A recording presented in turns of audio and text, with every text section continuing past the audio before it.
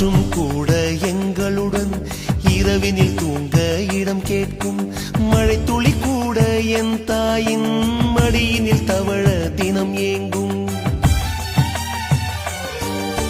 நத்தை கூட்டின் நீர் போதும் எங்களின் தாகம் தீர்த்துக் கொள்வோம். கத்தும் கடலும் கை கட்ட கவிதைகள் போலே வாழ்ந்து வந்தோம்.